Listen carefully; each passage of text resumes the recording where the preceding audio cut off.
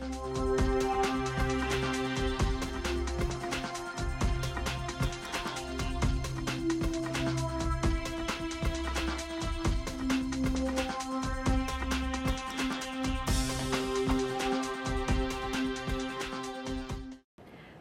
I'm Phoebe Cohen, a paleontologist and educator at MIT.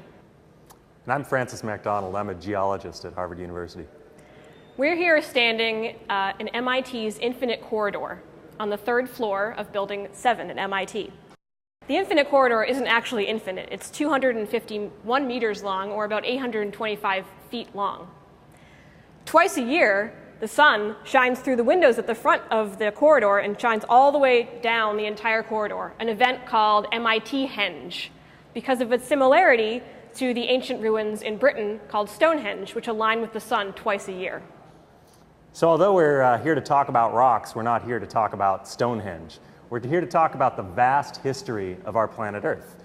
Our Earth is 4.567 billion years old.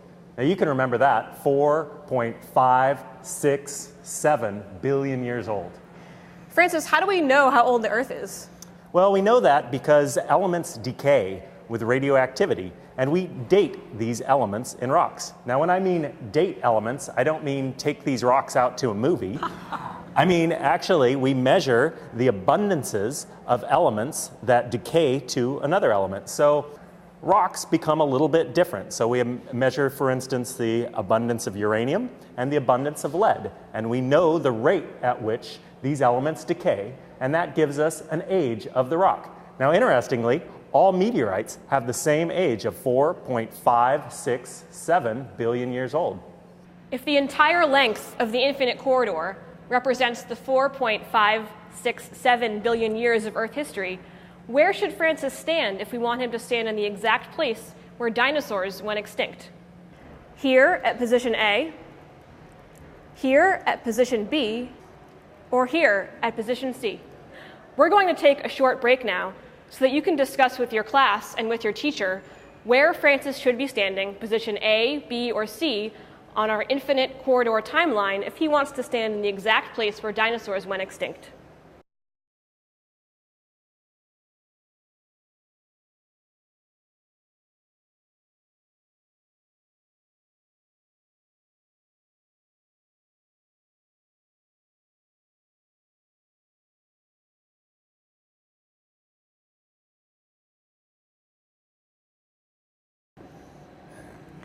Wow, Francis, you're really close. Maybe you should have a mint.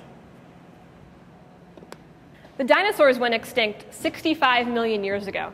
That may seem like a really long time to many of you, but in the context of the 4.567 billion years of Earth history, it's just a really short time, actually.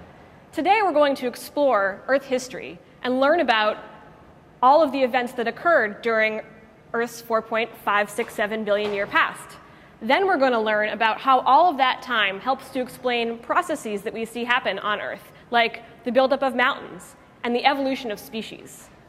So you're going to measure out a timeline in your classroom or your hallway and measure it out for 4.567 billion years old and separate it in 500 million year intervals. Your teacher will help you do this.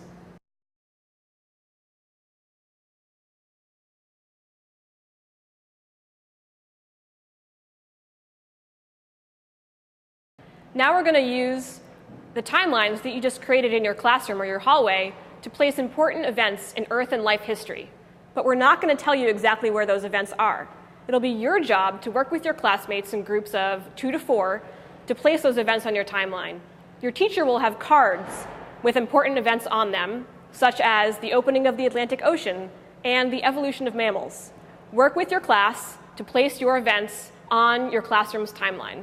The events are, in no particular order, the rise of the Himalayan mountains, the building of the Egyptian pyramids, the first evidence of oceans of water, the opening of the Atlantic Ocean, the first dinosaur, the first complex cell or eukaryote, the first land plant, the first mammal, the extinction of the dinosaurs, the first evidence of life, the first humans, the extinction of woolly mammoths, and the first animal.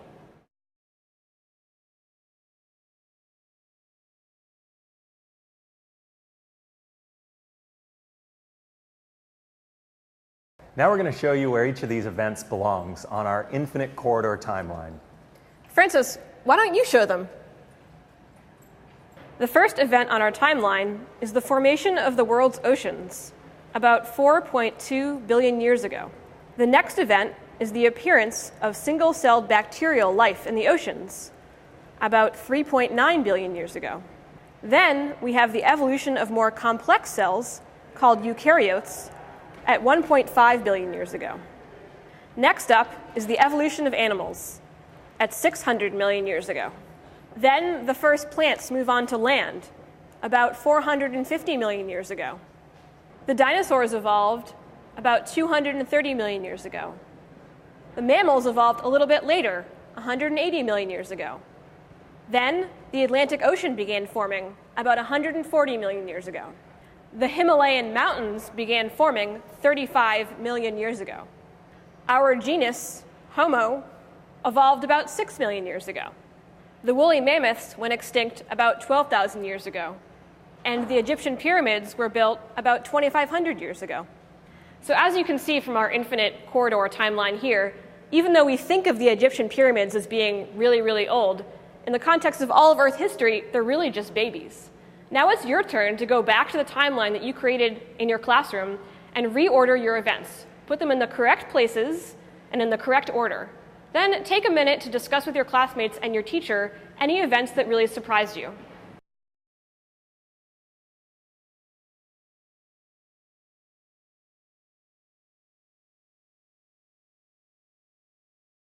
Now we're going to do some calculations to construct a virtual timeline. We're going to use the 24 hours of a day to represent the 4.567 billion years of Earth history. This will help you conceptualize how mind-bogglingly long Earth history is. So with your teacher's help, what you are going to do is you're going to calculate how many virtual seconds it has been since the dinosaurs went extinct. Remember, that's about 65 million years ago.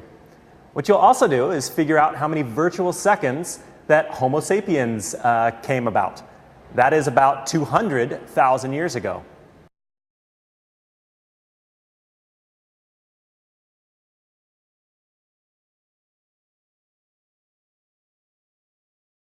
Hopefully the 24-hour day geologic time exercise you just did in your class gave you a better sense of how long Earth history really is, and also gave you a sense that events that, in the context of a human lifetime, we think of as being really old, in the context of the lifetime of the Earth, are actually relatively young.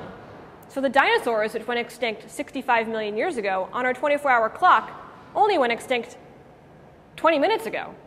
And our genus, Homo sapiens, which evolved 200,000 years ago, has only been around for 3.7 seconds, which is a blink of an eye in the context of all of Earth history. We've left MIT's Infinite Corridor and are now in the Harvard University Natural History Museum. We've come to this amazing place to see how small changes over vast amounts of time can lead to huge differences. Before scientists knew how old the Earth was, they had a really difficult time trying to figure out certain processes that happen on the Earth. For example, it was really difficult to figure out how huge mountain ranges could form. It was also really confusing to figure out how life could go from simple single-celled forms to the huge array of diversity we see today. For example, just in the animals, we have organisms as diverse as humans, antelopes, and beetles. The answer is, as you may have guessed, all about time. The 4.567 billion years of Earth history help us to explain these important changes. So we're going to lead you through two examples and two simple calculations. One on how the Himalayas rose, and two on the rates of evolution in lizards from the Caribbean. Now we'll look at a biological example of the importance of time. We're going to look at a group of lizards, like this one here in this jar, called the anolis lizards. These lizards live in the Caribbean islands. We're going to be looking at some research that was done by Dr. Jonathan Losos, who's a professor here at Harvard University. He studies the evolution of these lizard groups in the Caribbean. He noted a group of lizards on one island in the Caribbean whose rear legs, their hind legs, were 2.21 millimeters long. Not a lot. These are really tiny lizards. Then he and his researchers picked up some of those lizards and put them on other islands that didn't have any lizards on them, and they left them alone.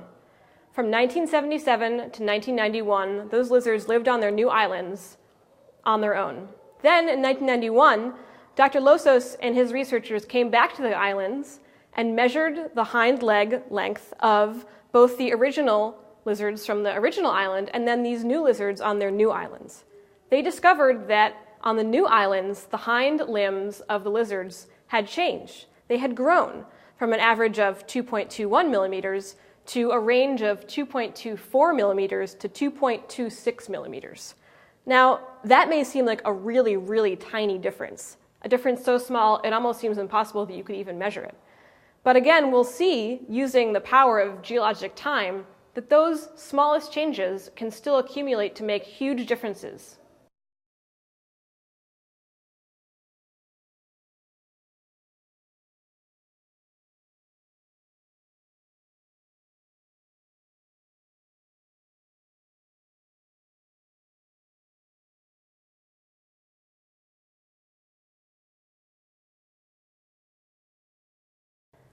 The lizard leg lengths that you just calculated in your classroom might seem a little bit ridiculous, but then think about how big dinosaurs became. They evolved from lizard-like reptile ancestors that were much, much smaller. Over millions and millions of years of evolution, small changes just like the ones you calculated, some dinosaurs became huge. Also think about the fact that small changes can lead to one species becoming two. You calculated two rates, a slow rate and a fast rate, in your classroom. The difference between the leg lengths of those two lizards would be huge. Do you think that those lizards would still be the same species? Probably not. Small changes accumulating over tens of millions of years lead to one species becoming two, two becoming four, and so on and so forth.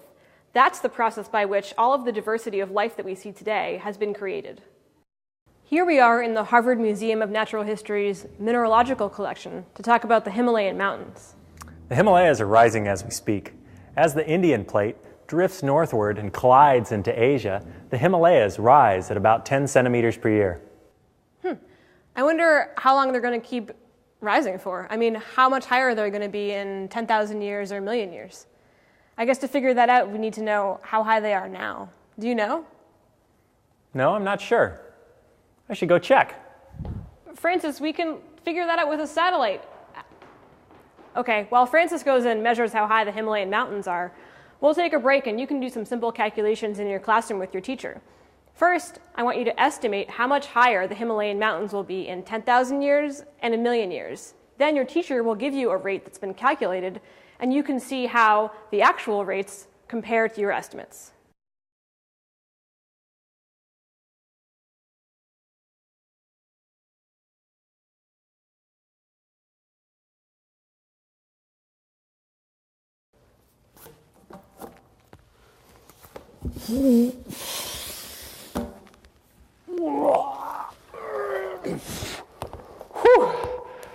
So I checked. The Himalayas are about 29,028 feet high. That's 8,848 meters tall. Whew. So if we add that on to what you just calculated, in about a million years, the Himalayas would be about twice as tall as they are now. Is that really going to happen? Well, no, actually. There's another force at work here, and that's erosion. At about the same rate that the mountains rise up, wind and snow break down the rock, erode it, and flush it out to the Indian Ocean. We hope that today's Blossoms lesson has given you a greater appreciation for geologic time and enabled you to learn about some of the processes like evolution, mountain building, and erosion that make a lot more sense when you have an understanding and appreciation for deep time. So should we rappel down? I guess so. Whew.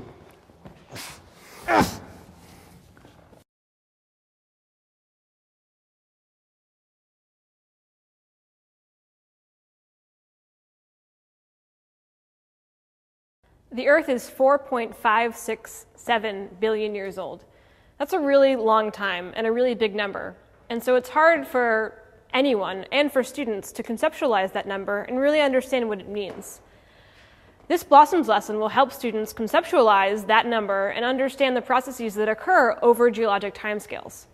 Understanding geologic time is really important for understanding processes like plate tectonics, erosion, mountain building, and evolution. The supplies that you need in this lesson consist mainly of a 5-meter long rope or string that you'll use to create a timeline in your own classroom. You'll also need event cards that are downloadable from the Blossom's website. Students will probably need calculators to do the calculations as well. Students should have a basic background in biology. A background in geology is very helpful, but definitely not necessary, and students should also be comfortable with doing simple arithmetic. In the first activity, Francis will be standing in MIT's Infinite Corridor hallway in 3 different positions.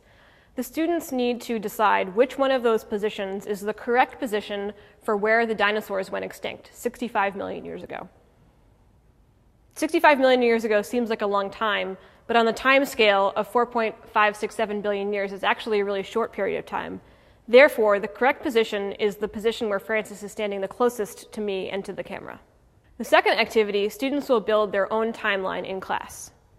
Students should measure out 4.6 meters with a yardstick along their piece of string or rope or tape in their classroom or hallway. Students should then mark off, starting at the present, backwards every 500 million years, which is every half meter. So every meter is equal to 1 billion years. So there'll be a mark at 0, a mark at 500 million years ago, and so on and so forth until the end. There'll be a mark at 4.5 billion years, and then one mark right next to it at 4.6 billion years, which we'll use as the date for the origin of the Earth, a little bit off from the actual date of 4.567 billion years. Then students will get cards, which are downloadable from the Blossom website, that have events on them, major events that have occurred in Earth and life history through time, like the origin of oceans, the evolution of animals, and the extinction of dinosaurs. You should break your classroom into groups and give each group a subset of those cards. Then students have to guess where along the timeline all of their events sit. This is important.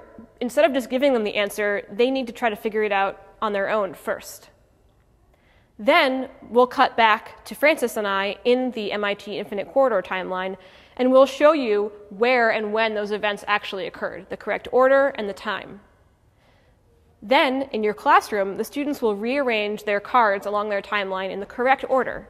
And if you have time, you can briefly discuss if there are any particular events that really stood out to you as being a lot older or a lot younger than the students or the teachers thought they were. In the next event, we'll use the 24 hours in a day as an analog for the 4.567 billion years of Earth history and calculate how many seconds or minutes ago from noon on a day the dinosaurs went extinct and our species, Homo sapiens, evolved.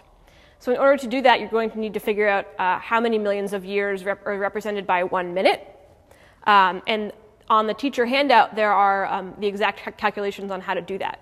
And when you do those calculations, it turns out that the dinosaurs, which went extinct 65 million years ago, on our 24-hour clock, went extinct about 20 minutes ago.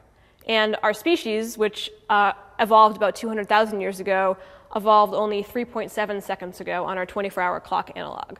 So this is just another way to help students conceptualize geologic time. The next activity involves estimating the height of the Himalayan mountains. The students will have to guess how much higher the Himalayan mountains will be in 10,000 years and a million years. Then you'll give them the rate of 10 millimeters per year, and then they will calculate how much higher the mountains actually will be using this rate. Again, it's important for them to guess first before they're given the answer.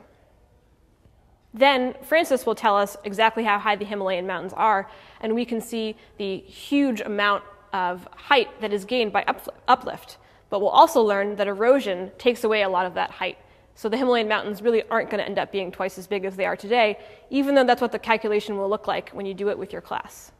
The last activity involves the rate of hind limb length change in a group of lizards called anolis lizards that live in the Caribbean. These are lizards that are studied by Dr. Jonathan Losos, who's a professor at Harvard University. He studied a population of lizards over a period from 1977 to 1991 and saw that the hind limb length in those lizards changed from 2.21 millimeters to either 2.24 millimeters or 2.26 millimeters. Those are really, really, really tiny changes, but what your students will calculate in class is how those tiny changes over long time scales can lead to really big changes. For the anolis lizard activity, students will calculate how much longer the leg length will be in 1,000 years and 1,000,000 years using both the slow rate and the fast rate of change. On your teacher handout, the calculations are all done out for you so that you can see the vast changes that happened. For the slow rate lizards, after 1,000 years, their legs would be about 2 millimeters longer. Not that big of a difference. After 1,000,000 years, they would be 2,000 millimeters longer, or 2 meters longer, which is really, really big. That's as big as some of the largest dinosaur bones that we've ever seen. For the fast rate of change lizards, those numbers are going to be even bigger. So it's a little bit of a silly comparison because those specific lizards aren't going to get legs that are 2 meters long. But the point is to show that small changes accumulating over long timescales can lead to huge changes. And we see that change that happened in the dinosaurs, which evolved from lizard-like reptile ancestors that were much, much smaller than the largest dinosaurs became. Thank you for using this Blossoms lesson. I hope that this lesson has helped you and your students gain a greater appreciation for how long the Earth has been around for some of the amazing events that have occurred during Earth history, and how understanding geologic time can help us understand important processes that occur on Earth around us every day, like mountain building, erosion, and evolution.